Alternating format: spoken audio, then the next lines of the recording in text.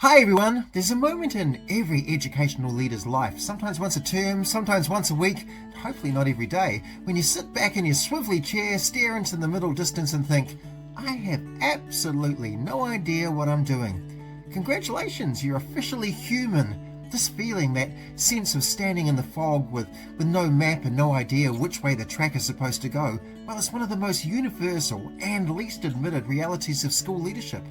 Not I lost my keys lost, but more I'm captaining a walker in a storm with only half a paddle sort of lost.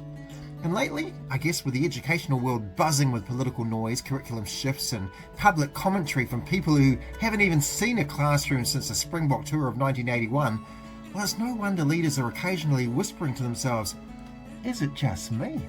Spoiler, it's not.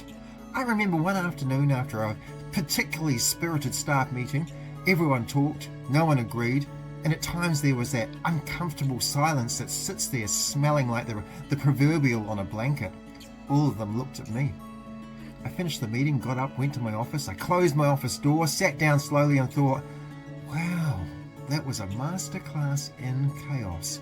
And then I felt it, that familiar drop in the stomach, lost, drifting.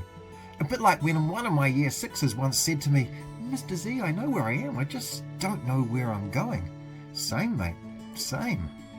And here's where the Buddha slides quietly into the room with a gentle, annoyingly accurate nudge. Nothing can harm you as much as your own thoughts unguarded. That's the real danger zone for leaders, not the crisis itself, but the thinking afterwards. Because when you're feeling lost, your mind starts constructing all sorts of stories. You know, everyone else knows what they're doing, I'm out of my depth, that decision was a disaster. Your thoughts start drawing conclusions that the facts never asked for, and suddenly that fog, well, it feels thicker than it really is. The thing is, you're not lost, you're just believing everything that your tired brain is saying. I really do believe that feeling lost and thinking lost are two different things. One's perfectly normal, the other, well, it's optional. So how do you navigate the first and guard against the second? Well, firstly, you've got to name it, you've got to say it out loud. I'm feeling a little bit lost today. It doesn't make you weak, it just makes you honest.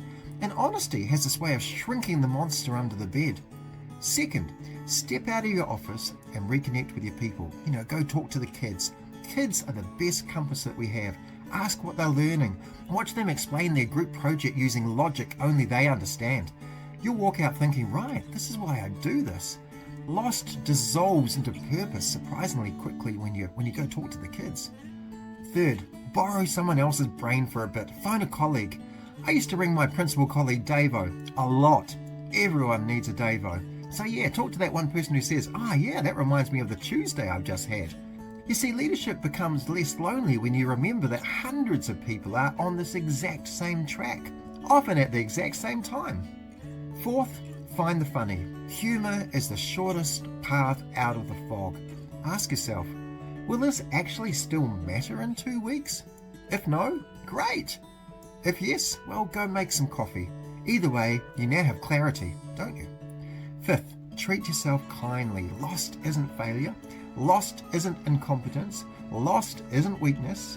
I like to think that lost is simply the part of the story where things actually begin to get interesting. Reframing it that way helps your mind open up to all the possibilities around you.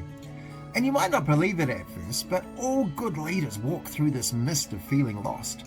All wise leaders have doubted themselves. All courageous leaders keep going anyway, even when the track isn't very obvious.